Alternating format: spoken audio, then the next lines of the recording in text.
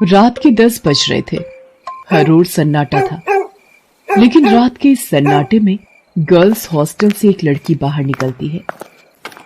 उसके सैंडल की खटखट की आवाज से वो सन्नाटा टूटता है। बाहर उसके इंतजार में एक आदमी अपनी बड़ी और लंबी सी कार में बैठा हुआ है। वो उसकी कार के पास जाती है और उसके शीशे पर नॉक करती है। शीशा खुलता है। लड़की अंदर बैठे शख्स से पूछती है, दिवाकर मित्तल? अंदर बैठा आदमी सहमति में अपना सिर हिलाता है। फिर वो लड़की, जिसका नाम शोभा था, वो उसकी गाड़ी में उसकी बगल वाली सीट पर बैठ जाती है। दिवाकर मित्तल उसके चेहरे की ओर मुस्कुराकर देखता है और कहता है, जैसा सुना था वैसी ही हो तुम, बहुत तीखी। दिवाकर मित्तल के पैर कार के एक्सीलेटर पर जाते हैं और पल भर में कार हवा से बातें करने लगती है। थोड़ी देर बाद वो कार शहर के एक सबसे बड़े 5 स्टार होटल में प्रवेश करती है। दिवाकर मित्तल पार्किंग में अपनी कार लगाता है और होटल के रिसेप्शन पर जाता है और अपनी प्री बुकिंग के बारे में बताता है। दिवाकर अपने रूम की चाबी लेता है और शोभा के साथ उस कमरे में जाता है। दिवाकर दरवाजा बंद करता है और शोभा से पूछता है, कुछ लोगी तुम, पीने या खाने में? आप जो भी मंगा लीजिए। दिवाकर होटल के कमरे में लगे फोन से रिसेप्शन पर कॉल करके अपना ऑर्डर देता है। थोड़ी देर में वेटर ऑर्डर लेकर आ जाता है। वे दोनों खाने के साथ साथ थोड़ा थोड़ा पीते भी हैं और फिर दिवाकर और शोभा एक दूसरे में खो जाते हैं। सुबह जब शोभा की नींद खुलती है तो दिवाकर वहां नहीं होता है। उसके तकिए के नीचे नोटों की गड्डी रखी होती है। वो गड्डी को उठाती है, फिर होटल के बाहर आती है। बाहर आकर वो एक कैब बुक करती है और उसमें बैठकर गर्ल्स हॉस्टल की ओर निकल जाती है। कैब वाला बीच बीच में उसे घूर कर देखता है तो शोभा को गुस्सा आ जाता है। क्या देख रहे हो? क्या देख रहे हो बार बार पीछे मुड़कर? आगे देखकर गाड़ी चलाओ, नहीं तो अभी तेरी कंपनी में फोन करूंगी, फिर सारा घूरना निकल जाएगा। कैब वाला शोभा की बातों से डर गया। शोभा कैब की खिड़की से बाहर देखती हुई जा रही थी और मन ही मन खुद से बातें कर रही थी। सब कुछ कितना फेक है ना यहाँ, सब कुछ। कौन आदमी कौन सा चेहरा लगाए घूम रहा है, किसी को पता नहीं है। मैं भी तो पिछले कई महीनों से एक नकली चेहरा लगाए घूम रही हूँ।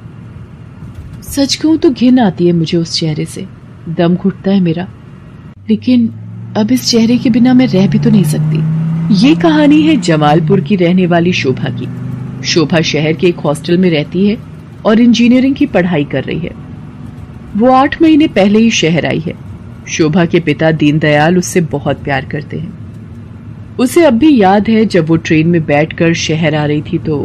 क्या बाबा, आप इस तरह बच्चों की तरह रोएंगे तो मैं शहर कैसे जाऊंगी? क्या कहूँ शोभा, 5 बरस की थी तू जब तेरी अम्मा तुझे गोद में डालकर हमेशा के लिए हम सबको छोड़कर चली गई। तब से तुझे ही देखकर जिया है। जानती हूँ बाबा। सोचा था कि एक बार ही तुझे विदा करूंगा जब तेरी शादी होगी, लेकिन शादी के पहले ही।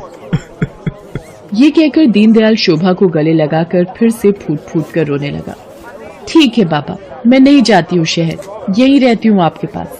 लेकिन आप ही तो हमेशा जिद करते हैं कि तुम्हें खूब पढ़ना है, बहुत बड़ा आदमी बनना है। अब आगे की पढ़ाई गांव में तो नहीं हो सकती, तभी तो मैं शहर जा रही हूँ। ठीक है, मैं ट्रेन से उतर जाती हूँ। उसी समय ट्रेन की सीटी बजी। दीनदयाल जल्दी से ट्रेन से उतरा। ट्रेन ने कुछ ही देर में रफ्तार पकड़ ली। शोभा ट्रेन से आगे निकलती गई और दीनदयाल पीछे छूटता गया। शहर में शोभा गर्ल्स हॉस्टल में रहने लगी और अपनी पढ़ाई करने लगी। उसकी रूम पार्टनर थी रेखा। रेखा का बैकग्राउंड भी शोभा की तरह ही था। उसके पिता नहीं थे। उसकी माँ दूसरों के खेतों में काम करती थी। बहुत कठिनाई से गुजर बसर होता था। एक दिन की बात है, शोभा कमरे की सफाई कर रही थी तो उसे रेखा के तकिए के नीचे से नोटों की गड्डी मिली। इतने सारे पैसे, ये यहाँ कैसे आए? रेखा उस समय नहा रही थी। जब वो नहाकर बाहर आई तो शोभा ने उससे पैसों के बारे में पूछा, लेकिन रेखा ने उसकी बात का सही सही कोई जवाब नहीं दिया। आश्चर्य तो हुआ क्योंकि वे दोनों अच्छे दोस्त थे। कुछ बात तो है जो रेखा मुझसे छिपा रही है, लेकिन क्या? शोभा ने एक हफ्ते में 3-4 दिन रेखा रात को कहीं चली जाती थी और सुबह वापस आती थी। उसने इस बारे में भी रेखा से पूछा तो तू भी बिना मतलब जासूसी करती रहती है, तू अपने काम से काम रखना। मैं कहाँ जाती हूँ, क्यों जाती हूँ, हर चीज का हिसाब देना जरूरी है क्या? ये जरूरी तो नहीं, लेकिन कल को हॉस्टल की वार्डन को पता लग गया कि तुम रात रात भर बाहर रहती हो तो क्या होगा? तुझे पता है ना वो कितनी स्ट्रिक्ट है। तू उसकी फिक्र मत कर, मैं संभाल लूंगी उन्हें।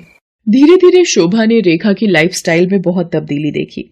वो महंगे से महंगे कपड़े और जूते खरीदती, लेटेस्ट मोबाइल फोन रखती, उसका जब जो मन करता वो करती। शोभा उसकी लाइफस्टाइल से बहुत प्रभावित हो गई। शोभा ने बचपन से अब तक गरीबी ही देखी थी, इसलिए उसका भी मन करता कि वो भी नए कपड़े खरीदे, महंगे मोबाइल रखे, उसका जो मन करे वो कर सके। रेखा देख, मैं तुझसे ये नहीं पूछने वाली कि तू ऐसी रईसों वाली लाइफस्टाइल कैसे जीती है, लेकिन मैं भी तेरी तरह जीना चाहती हूँ। मैं तंग आ गई हूँ एक एक पैसे के लिए तरसते हुए। पहले तो रेखा टाल मटोल करती रही, लेकिन फिर उसने सच्चाई बता दी कि वो एक कॉल गर्ल का काम करती है। उसकी बातों को सुनकर शोभा शॉक्ड रह गई और उसने कहा कि अगर ये बात वार्डन को पता लग गई तो बड़ी भोली है रे शोभा। हॉस्टल की वार्डन को सब पता है, वही तो हमें दबाव डालकर भेजती है लोगों के पास। वार्डन की सारी सच्चाई जानकर शोभा एक बार फिर से चौंक गई। रेखा ने उसे ये भी बताया कि हॉस्टल की कुछ और लड़कियां ये काम करती हैं। शोभा को ये सब सुनकर अजीब तो लगा, लेकिन बेहतर लाइफस्टाइल के चक्कर में वो अपने सम्मान का सौदा करने के लिए तैयार हो। मैं इस गंदे दलदल में फंस गई हूँ। हालांकि इस दलदल ने मुझे बहुत सारी वो चीजें दी जिसके लिए मैं तरसती थी, लेकिन मैंने अपनी मासूमियत खो दी है, मैंने अपनी शांति खो दी है, मैंने अपनी पवित्रता खो दी है। बाबा को कितनी उम्मीद थी मुझसे, और मैं क्या करने लगी मैं। शोभा की आंखें भीग गई थी। वो अब ये काम नहीं करना चाहती थी, लेकिन हॉस्टल की वार्डन उस पर बार बार दबाव डाल रही थी। देख शोभा, जल में रहकर मगर से बैर मत कर, और हाँ, ये सती सावित्री बनने का नाटक छोड़ और जो बोलती हूँ वो कर। शोभा ने वार्डन को फिर से इनकार कर दिया। गुस्से में वार्डन ने उससे कहा, देख शोभा, तेरा इनकार तेरे भविष्य के सारे रास्ते बंद कर देगा। मेरी एक शिकायत पर कॉलेज से भी तुझे निकाल दिया जाएगा, और तुझे मैं इतना बदनाम करवा दूंगी कि इस शहर तो क्या, तू कहीं भी किसी को मुंह दिखाने के लायक नहीं रहेगी। शोभा उस रात हॉस्टल से निकली तो जरूर, लेकिन उसने कुछ तय कर लिया था। वो हॉस्टल से निकलकर सीधा पुलिस स्टेशन पहुंची और इंस्पेक्टर नाज़नीन को हॉस्टल और वार्डन की सारी सच्चाई बता दी। शोभा की बात सुनकर नाज़नीन शॉक्ड रह गई। शर्म आ रही है मुझे तुम पर और उन सभी लड़कियों पर जो अच्छी लाइफस्टाइल के चक्कर में शॉर्टकट अपनाती हैं और अपने सम्मान का सौदा करती हैं, और तुम जैसे मासूम लोगों का फायदा तुम्हारी वार्डन जैसे लोग उठाते हैं। मुझसे बहुत बड़ी गलती हो गई इंस्पेक्टर नाज़नीन।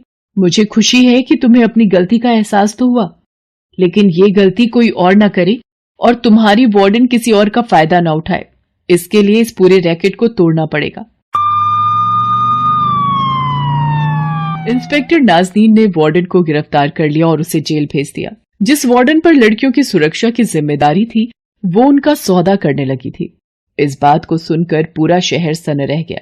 आज शोभा इंजीनियरिंग के लास्ट ईयर में है और वो बहुत ही मेहनत से अपनी पढ़ाई कर रही है। आखिर उसे अपने बाबा का सपना जो